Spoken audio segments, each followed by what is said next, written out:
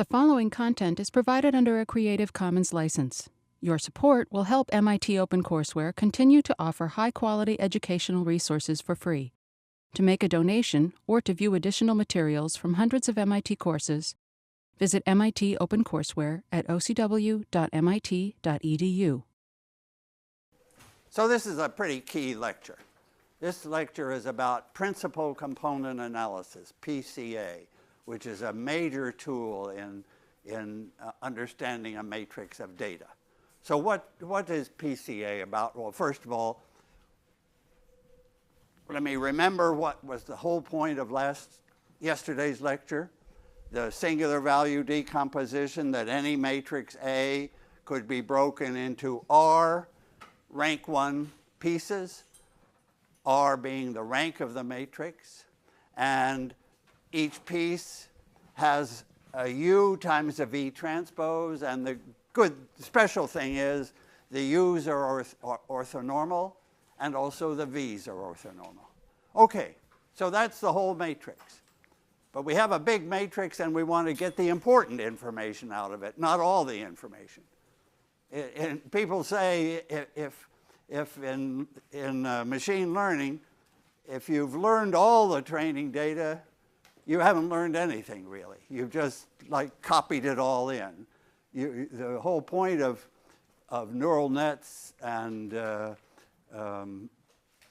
process of machine learning is to learn important facts about the data. And now here we're at the most basic stage of that.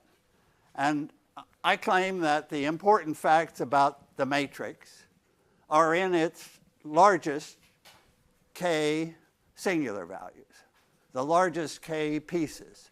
We can take K equal 1 would tell us the largest single piece, but maybe we have space and computing power to handle 100 pieces.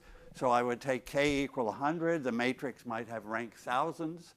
So I claim that AK is the best. Now here's the one theorem for today, that AK, using the first K pieces of the SVD, is the best approximation to A of rank K. So I'll write that down. So that really says why the SVD is perfect. Okay, so that statement says that if B, another matrix, has rank K, then the distance from A to B, the error you're making in just using B, that error is greater than or equal to the error you make for the best guy. So that's a pretty straightforward, beautiful fact. And it goes back to people who discovered the SVD in the first place, but then a couple of psychologists gave a proof in a later paper, and it's often called the Eckart-Young theorem. There's the theorem. Isn't that straightforward? And the hypothesis is straightforward. That's pretty nice. But of course, we have to think, why is it true? Why is it true? And to give meaning to the theorem, we have to say what these double bars are. Do you know the right name for this? So that double bar around a matrix is called the norm of the matrix, the norm. So I have to say something about matrix norms. How big is? That's a measure of how big it is. And what I have to say is there are many different measures of a matrix, how large that matrix is. Let me tell you for today 3 possible measures of a matrix.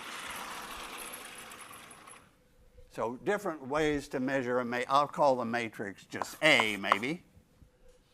But then I'm going to apply the measure to A minus B and to A minus AK and show that that is smaller. Okay, so I want to tell you about the norm of A. about some possible norms of A. And actually, the norms I'm going to take today will have the special feature that they can be computed by the singular values. So let me mention the L2 norm. That is the largest singular value. So that's an important measure of the sort of the size of a matrix. I'm talking here, about a general m by n matrix A.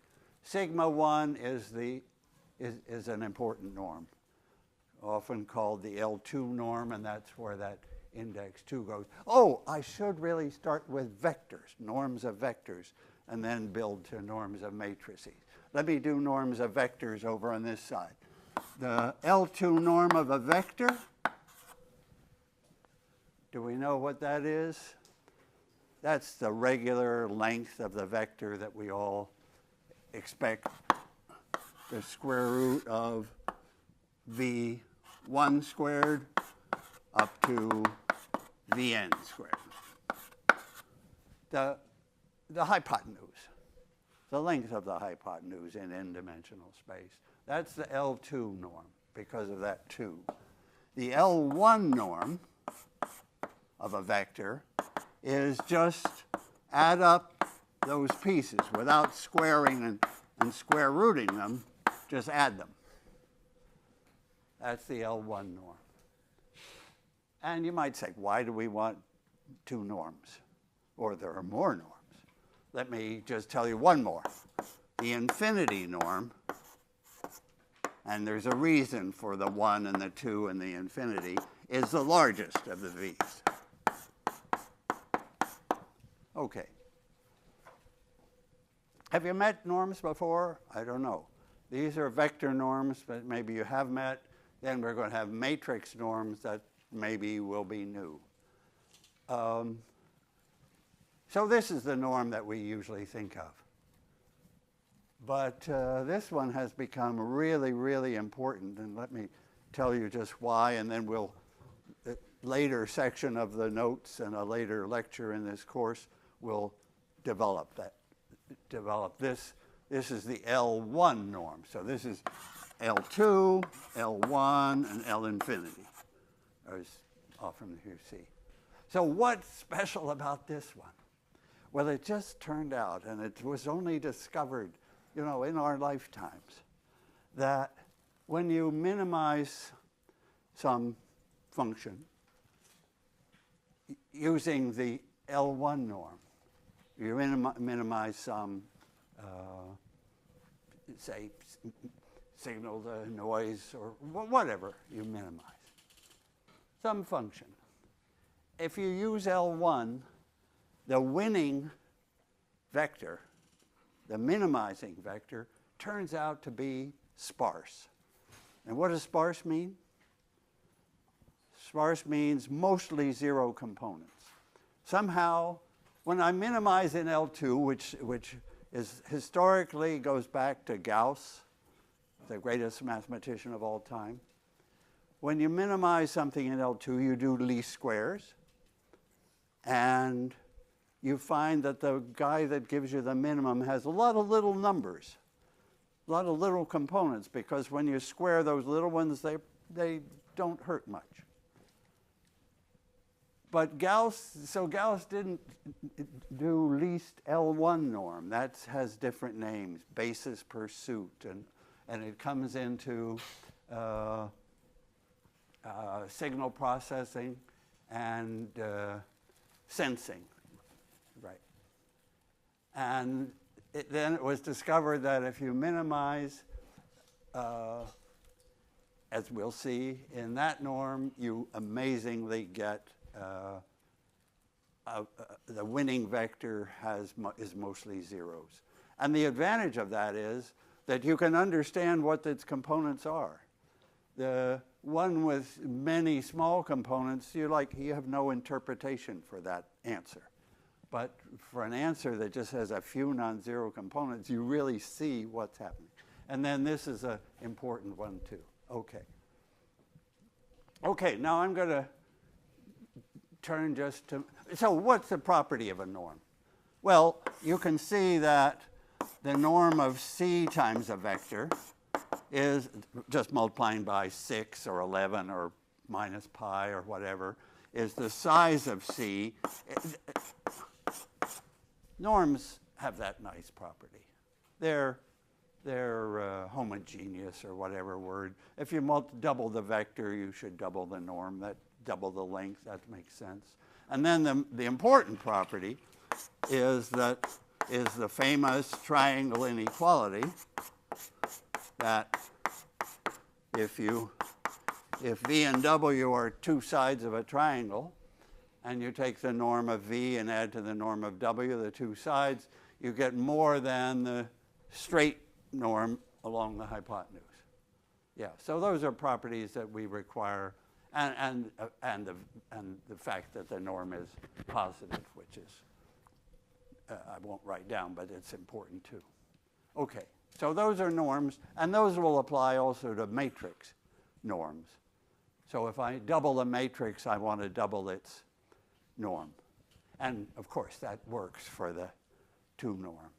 And actually, probably, so the triangle inequality for this norm is saying that the largest singular value of A plus B, 2 matrices, is less or equal to the largest singular value of A plus the largest singular value of B. And that's, we won't take class time to check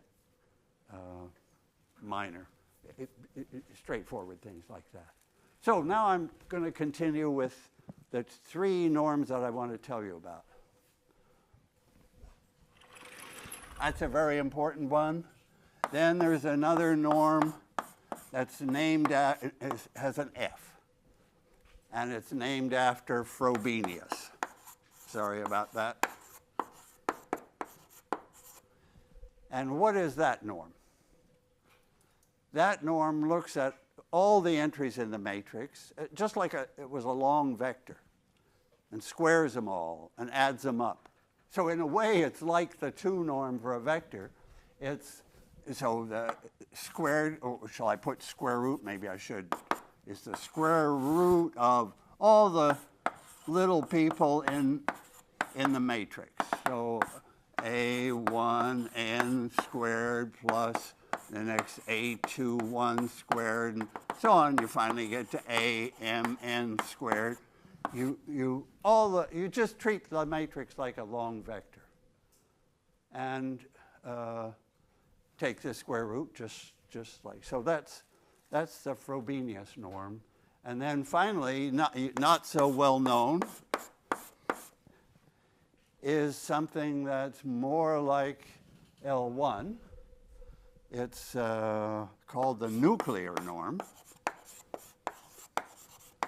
And not all the faculty would know about this nuclear norm. So it is the sum of the sigma of the singular values. I guess there are of them, so that's where we would stop. Oh, okay. So those are 3 norms.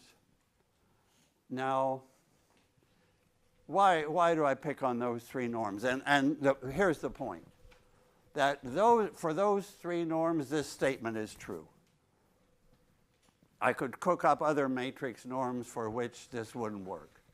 But for these 3 highly important norms, this Eckart-Young statement that the closest rank K approximation is found from the first K pieces, you see that's a good thing. Because this is what we compute from the SVD. So now we've solved an approximation problem. We've found the best B is AK. And the point is it could use any of those norms. So there would be somebody finally came up with a proof that does all 3 norms at once. In the notes, I do that one separately from Frobenius. And actually, I found in an MIT thesis, I was just reading a course 6 PhD thesis, and the author, who's speaking tomorrow in or Friday in IDSS, Dr. Srebro, found a nice new proof of Frobenius, and it's in the notes, as well as an older proof. Okay. You know, as I talk here, I'm not too sure whether it is essential for me to go through the proof either in the L2 norm, which takes half a page in the notes, or in the Frobenius norm, which takes more. I'd rather you see the point. The point is that in these norms, and now what is special about these norms of a matrix? These depend only on the sigmas, only on the, well, I'll finish that sentence because it was true. These norms depend only on the singular values, right? That one at least depends only on the singular value. It's the largest one. This one is the sum of them all. This one comes into the Netflix competition, by the way. This was the right norm to win $1 zillion in the Netflix competition. So what did Netflix put? It did a math competition. It had movie preferences from many, many Netflix subscribers. They gave their ranking to a bunch of movies. But of course, they hadn't seen, none of them had seen all the movies. So the matrix of rankings, where you had the ranker and the matrix, was a very big matrix, but it's got missing entries. If the ranker didn't see the movie, he or she isn't ranking it. So what's the idea about Netflix? So they offered like $1 million prize. And a lot of math and computer science people fought for that prize. And over the years, they got like higher, 92, 93, 94% right. So, but it turned out that this was, well, you had to, in the end, you had to use a little psychology of how people voted. So it was partly about human psychology, but it was also a very large matrix problem with an incomplete matrix. An incomplete matrix. And so it had to be completed. You had to figure out what would the ranker have said about the post if he hadn't seen it, but had ranked, several other movies, like All the President's Men or whatever, given a ranking to those. You have to, and that's a recommender system, of course. That's how you get recommendations from Amazon. They've got a big matrix calculation here, and if you've bought a couple of math books, they're going to tell you about more math books, more than you want to know, right? Yeah. Okay. So anyway, it just turned out that this norm was the right one to minimize. I can't give you all the details of the Netflix competition, but this turned out to be the right norm to do a minimum problem, a best, not least squares. These squares would look at some other norm, but a best nuclear norm completion of the matrix, and now it's so now it's being put to much more serious uses for MRI, magnetic resonance stuff. You know, when you go in and it's a noisy system, but you get it gives a excellent picture of what's going on. So I'll just write Netflix here. So it gets in the, and then MRIs. So what's the point about MRIs? So if you stay in long enough, you get all the numbers. There isn't missing data. But if you, as with a child, you might want to just have the child in for a few minutes, then that's not enough to get a complete picture, and you have, again, missing data in your matrix of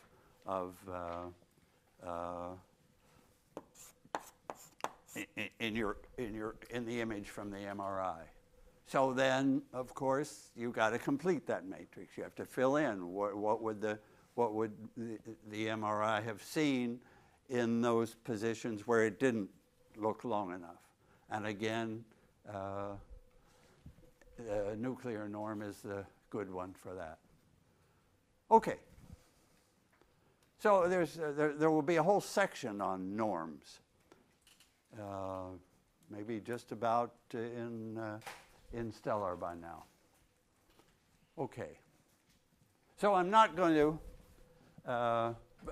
Let me just say, like, what does this say? What does this tell us? So I'll just give an example. Maybe I'll start with the example that's in the notes. Suppose K is 2.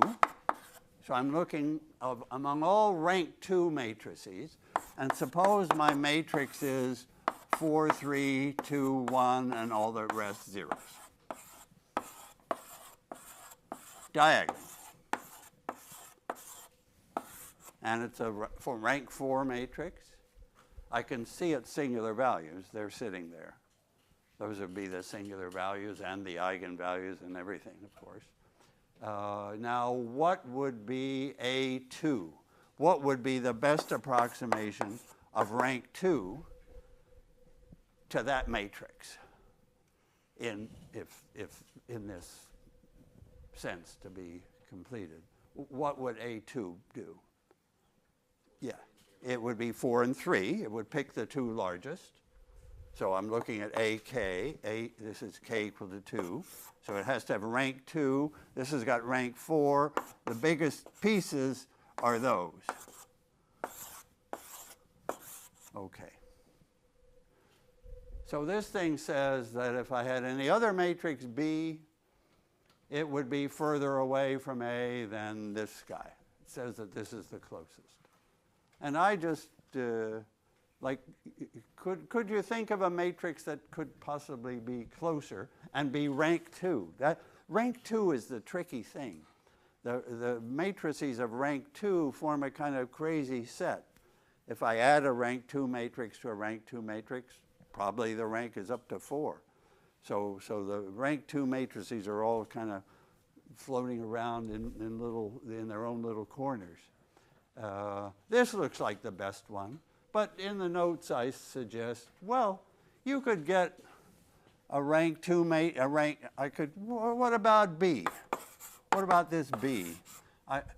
For this guy, I could get closer, maybe not exact, but closer, maybe by taking 3.5, 3.5.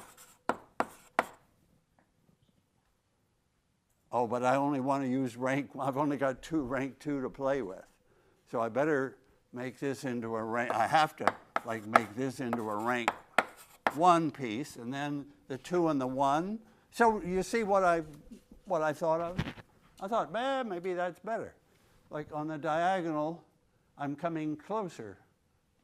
Well, I'm not getting it exactly here, but then I've got 1 left to play with, and I'll put maybe 1.5 down here. Okay, so that's a rank 2 matrix, 2 little rank 1s. And on the diagonal, it's better. 3.5s, I'm only missing by a half. 1.5s, I'm missing by a half. So I'm only missing by a half on the diagonal, where this guy was missing by 2. So maybe I've found something better. But I had to pay a price of these things off the diagonal to keep the rank low, and they kill me. So that B will be further away from A, the error. If I computed A minus B and computed its norm, I would see bigger than A minus A2. Yeah. So you see the point of the theorem? That's really what I'm trying to say, that it's not obvious. You may feel, well, it's totally obvious. Pick 4 and 3. What else could do it? But it depends on the norm and so on. So it's not Eckart-Young had to think of a proof, and other people too. Okay, so that's, now, but you could say, also say, object that I started with a diagonal matrix here. That's so special. But what I want to say is the diagonal matrix is not that special, because I could take A, so let me now just call this diagonal matrix D. Oh, let me call it sigma to give it another sort of appropriate name.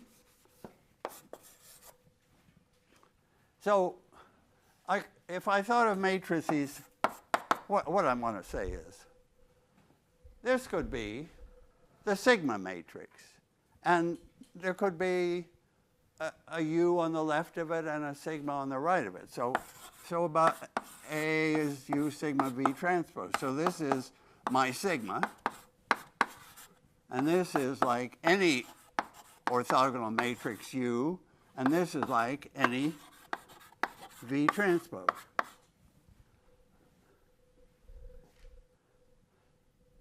Right? I'm just saying, here's a whole lot more matrices. There's just one matrix. But now I have all these matrices with U's multiplying on the left and V transpose on the right. And I ask you this question. What are the singular values of that matrix? A. Here the singular values were clear, 4, 3, 2, and 1. What are the singular values of this matrix A when I've multiplied by a orthogonal guy on both sides? That's a key question. What are the singular values of that one? 4, 3, 2, 1. Didn't change. Why is that? Because the singular values are because this has a SVD form, orthogonal times diagonal times orthogonal, and that diagonal contains the singular values. What I'm saying is that our trivial little example here actually was all 4x4s that have these singular values. My whole problem is orthogonally invariant, a math guy would say. When I multiply by a U or a V transpose or both, the problem doesn't change. Norms don't change. Yeah, that's the point. Yeah, I realize it now. This is the point.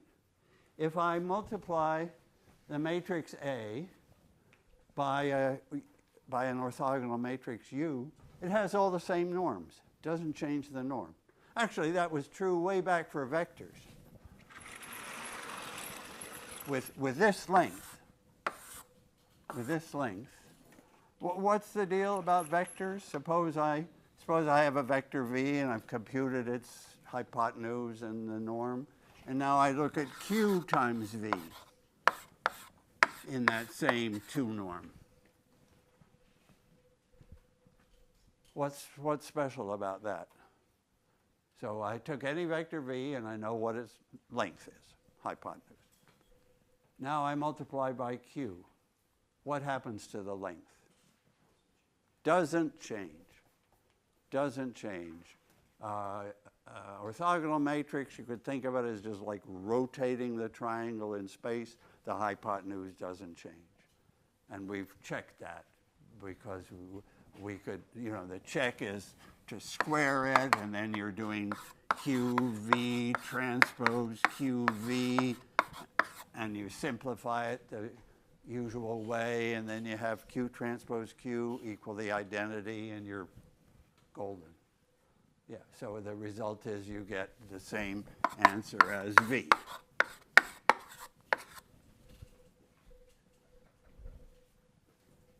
So let me put it in a sentence, and then I'll pause.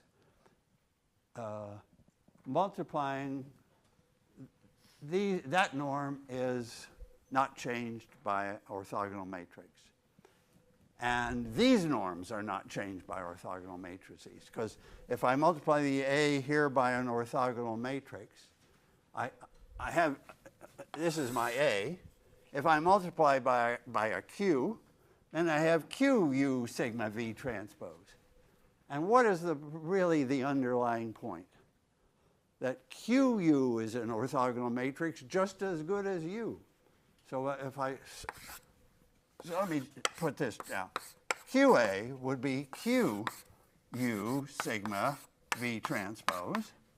And now I'm asking you, what's the singular value decomposition for QA? And I hope I'm actually seeing it. What's the singular value decomposition of QA? What are the singular values? What's the diagonal matrix? Just look there for it. The diagonal matrix is sigma. What goes on the right of it? The V transpose. And what goes on the left of it is QU. Because that's orthogonal times orthogonal. Everybody in this room has to know that if I multiply two orthogonal matrices, the result is again orthogonal. So I can multiply by Q, and it only affects the U part, not the sigma part. And so it doesn't change any of those norms. Okay, so that's fine. That's what I wanted to say about the Eckart-Young theorem, not proving it, but hopefully giving you an example there of what it means that this is the best rank to approximate that one. Okay.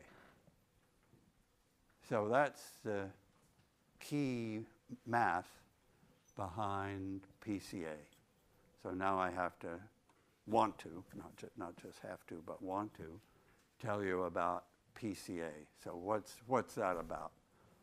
So we have a bunch of data, and we want to see. So let me take a bunch of data points. Say points in the plane. So I have a bunch of data points in the plane. So here's my data vector. First, vector x1, well, x, is that a good, maybe v1? These are just two component guys. v2, they're just columns with two components. So I'm just measuring like height and age. And I want to find the relationship between height and age. So the first row is the heights of my data, and the second row is the ages. So these are, so I've got, say, a lot of people, and these are the heights, and these are the ages,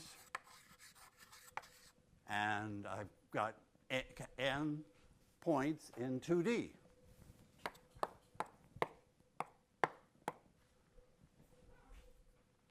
And I want to make sense out of that. I want to look for the relationship between height and age. I'm actually going to look for a linear relation between height and age. Okay. So first of all, these are all over the place.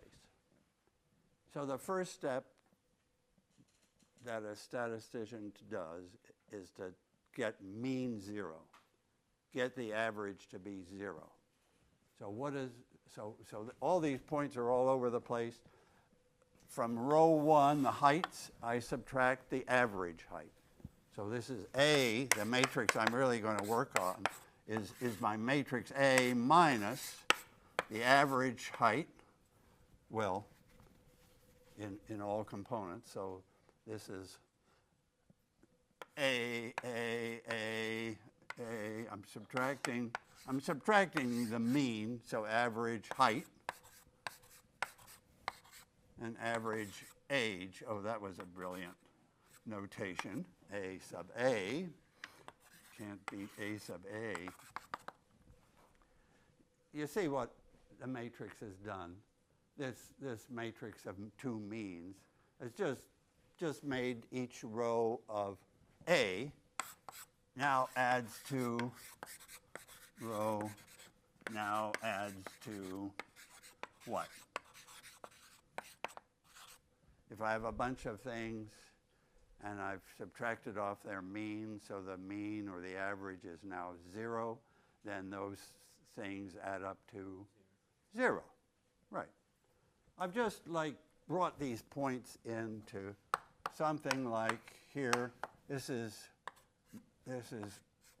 age, and this is height, and let's see. And by subtracting, it no longer is unreasonable to have negative age and negative height, because right, the little kids, when I subtracted off the average age, they ended up with a negative age. The older ones ended up still positive. And somehow, I've got a whole lot of points, but hopefully,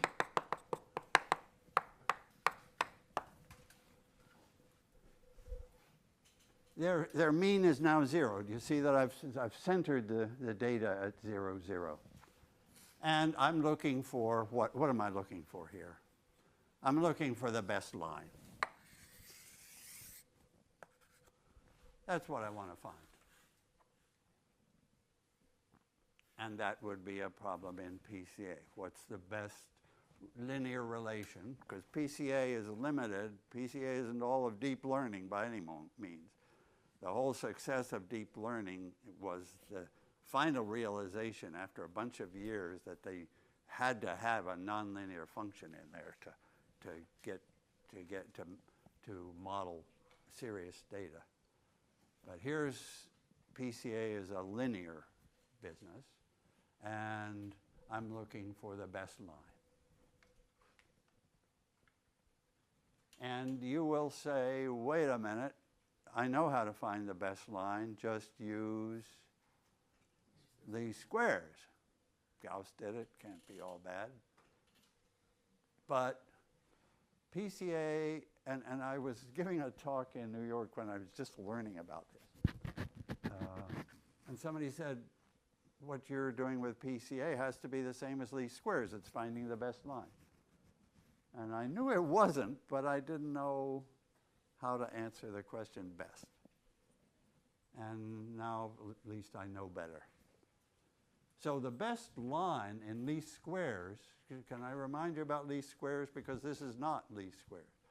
The best line of least squares, so I have some data points, and I have a best line that goes through them. And least squares, I don't always center the data to mean 0, but I could. But what do you minimize in least squares, or least squares? If you remember the picture in linear algebra books of least squares, you measure the errors, like the 3 errors, and it's how much you're wrong at those 3 points. Those are the 3 errors, the A difference between AX and B, the B minus AX that you square, and you add up those 3 errors. And what's different over here? I mean, there's more points, but that's not the point. That's not the difference. The difference is, in PCA, you're measuring perpendicular to the line. You're adding up all these little guys, squaring them. So you're adding up their squares and minimizing. So the points, you see it's a different problem, and therefore it has a different answer. And this answer turns out to involve the SVD, the sigmas, where this answer, you remember from ordinary linear algebra, just when you minimize that, you got to an equation that leads to what equation for the best x? So do you remember? Yeah, what is it now? Everybody should know. And we will actually see it in this course because we're doing the heart of linear algebra here. We haven't done it yet, though. And tell me again, what matrix, what equation do I solve for that problem? A transpose A, x hat equal A transpose B, called the normal equations.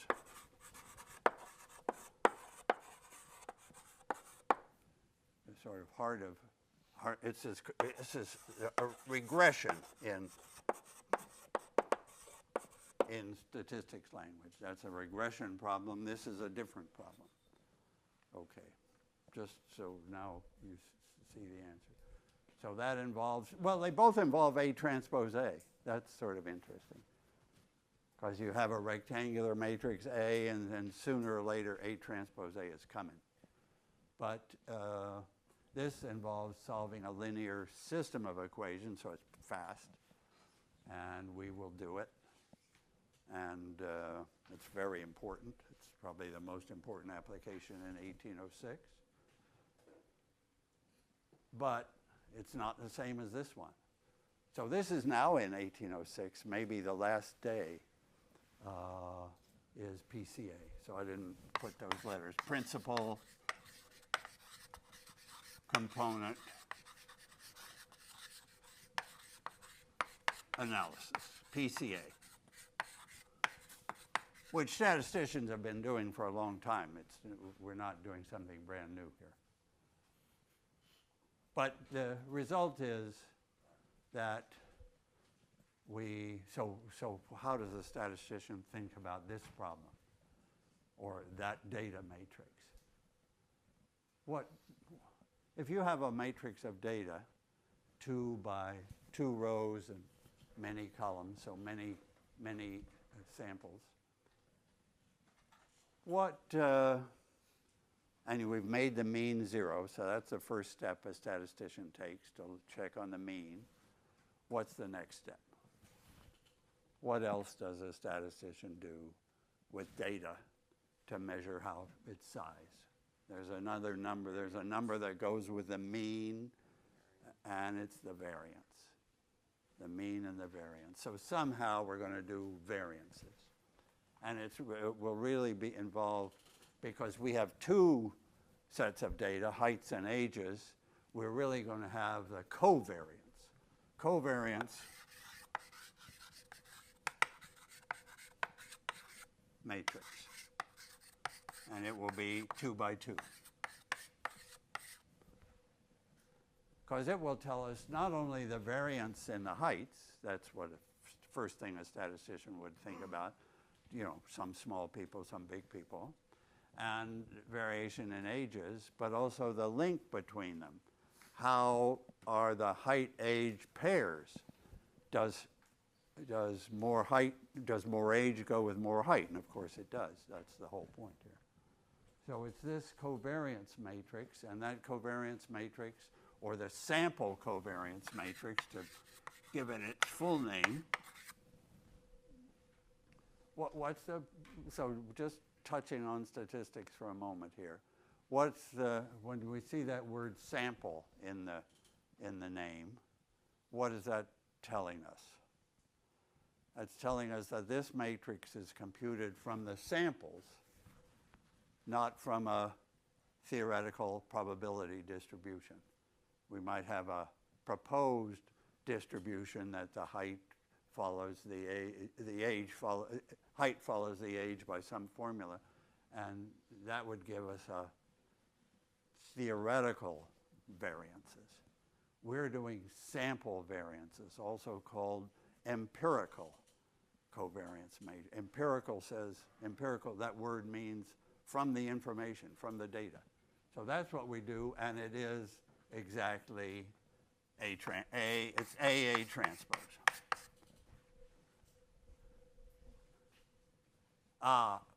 You have to normalize it by the number of data points, n. And then, for some reason, best known to statisticians, it's n minus 1. And of course, they got to be right. They've been around a long time, and it should be n minus 1 because somehow 1 degree of freedom was accounted for when we took away when we made the mean 0. Anyway, no problem.